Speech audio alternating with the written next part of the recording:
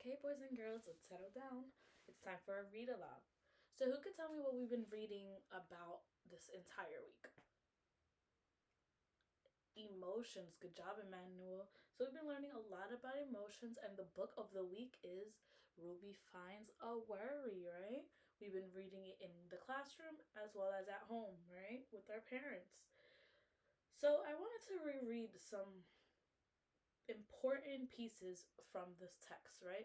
We're going to try to break it up into pieces so that we can have a full understanding of exactly what a worry is, right? Such a big word for us. What is a worry? Do you know? We're still learning about it, right? All right, good job, Jacqueline. Okay, so I'm going to think about a few questions while I am rereading some of the passage, okay? So, some of the questions here I have is who are the characters? What what is happening, when is happening, where, so where the characters are, the events that are occurring, right? So what happened in the book, why, what is the result, what is our main idea, right? This is part of our content. So what is the main idea of the book? What would I have done if I was the characters? And do you agree with the characters' actions? It could be the main character or it could be the other characters as well in the book, right? Because the book could have more than one character, can it? Good job, Kenneth. Alrighty. So let's listen up to what I'm going to read. And I'm going to ask these questions, right? So I'm going to model how I will be answering these questions. And then we could discuss later on, okay? So, in the middle of the book, something happens to Ruby. Do you remember? What happened to Ruby? She found a worry, right? A worry. How do you find a worry, right? That's kind of strange. Let's see how she finds a worry and what worry is and how does she handle that type of feeling or what she found, right? Okay. So each day it got a little bigger. It wouldn't leave her alone.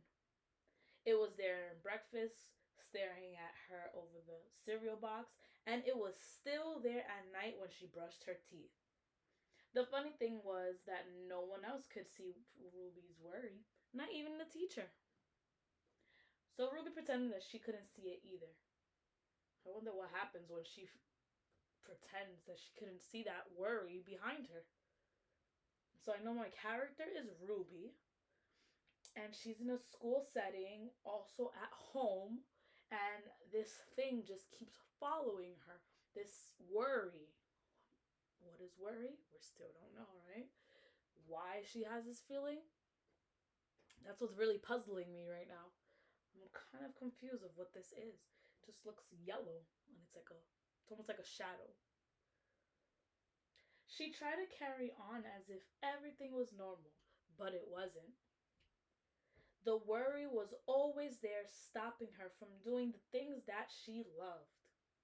Seems to be getting bigger and bigger compared to how it started, right, boys and girls? How did it start? Small, good job. And now it's just big. Let's see. Ruby wondered if the worry would ever go away. What if it didn't?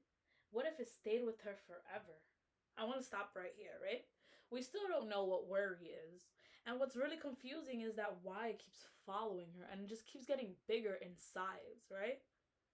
Do you think that maybe there's something she can do to decrease the worry? But again, is worry a thing? Is worry a person? What is worry? Right now, we know that our characters are Ruby, and maybe worry could be a character at this point. It's following her where and when? In school, brushing teeth, at home, right? In school with her friends, at home with family. Now she's really wondering if it's gonna ever leave. What is worry, right? So right now our events are that she's doing different events daily, right? She's doing brushing her teeth, going to school, going to sleep, and it's still there. It's still following her. And no one sees it. So then Ruby didn't realize it, but she was doing the worst thing ever with a worry. Again, I'm very confused. What is worry? She was worrying about worry. What do you say? Oh, Could worry be an emotion? Maybe she's feeling this because she's worrying now about what's following her. What's this worry? Huh. And now worry was enormous. So now I want to continue on to the next day, right?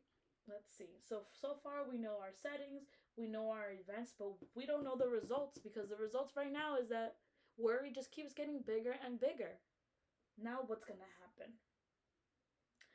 Then one day something unexpected happened. Ruby noticed a boy sitting alone at the park. He looked at her and he felt sad. And then she noticed something else, something hovering next to him. Could it be a worry? So let's stop right here again. We see now the only difference is what? Who could tell me the difference of this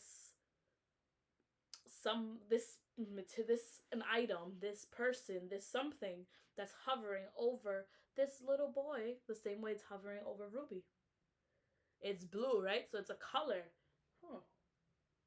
Let's see what it is. Oh, and it was. It was. Ruby realized that she wasn't the only person with the worry at all. Other people had them too.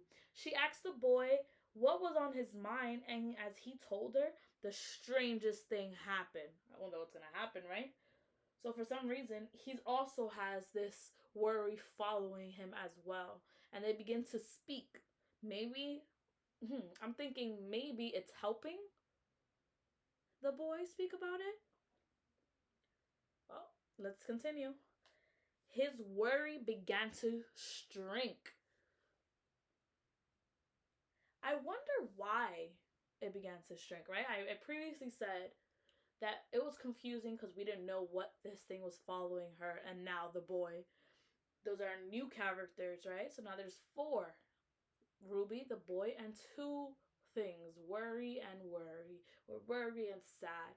So these are feelings. I'm getting the sense of that these are just feelings, something that they're feeling, and it seems like it's following them no matter what they do, even if they ignore it, right? But for the boy, it seemed that when he spoke to Ruby, it got smaller. Maybe, right? Good job. Good thinking, Stephanie. Let's see. Then Ruby did the best thing she can ever do if you have a worry. She talked about it. Finally felt like herself again. Of course, there wasn't the last time she ever had a worry. Everyone gets them from time to time. But now she knew how to get rid of them. They never hung around for long. So I think that the main idea of this is these feelings that are coming with you everywhere you go, no matter what happens, and you can't shake it off. Why, Emmanuel? Because they didn't speak about it, right? So it seems like maybe we have these things inside our chest that maybe feel like a lump, maybe it hurts, or it's tummy, right? Maybe it feels like a knot, and like we don't feel well, and it's really different emotions or different feelings that we have for different reasons, right? But what can we always do? What was a result of all these feelings for Ruby and the boy? They spoke about it, right? So maybe if we really think about it, comparing Ruby to ourselves, we won't have something literally like a cloud of yellow or a cloud of blue, but it could feel like that, right? So this is figurative of speech, right? The worry is following her, following the boy, the sadness, no matter what happens, even if other people can't see what you're feeling inside, they're still feeling it, right? We're still feeling it. But what happened when she was able to speak about her feelings? It lessened, right? It lessened and lessened till it was gone because she felt so much better that someone else could understand her, could help her through these feelings, right? So, what do you think the main idea is of this story?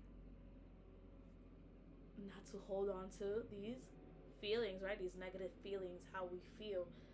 What happened? What would you do if you were in a situation? If you had a worry, if you were worried about something, not feeling well, or you were sad because someone made you sad, or something in your life is making you sad, what would you do? Would you do the same thing as Ruby and the boy? Yes, right? It's a good idea, maybe, right? Maybe there's other ways, of course, to cope with that feeling, but perhaps speaking to a friend, a teacher, your parents, a family member, anyone could help you release it and feel a little lighter and lessen that cloud over you, right, boys and girls? All right, so before we go into our next activity, our small groups, we're gonna do one more read aloud, read a short passage, and then you guys will tell me how are we discovering these components of this story, how we're going to come up, and I just want to see you think out loud to answer these questions, and then we're going to do them in small groups. Okay, boys and girls? All right, let's go.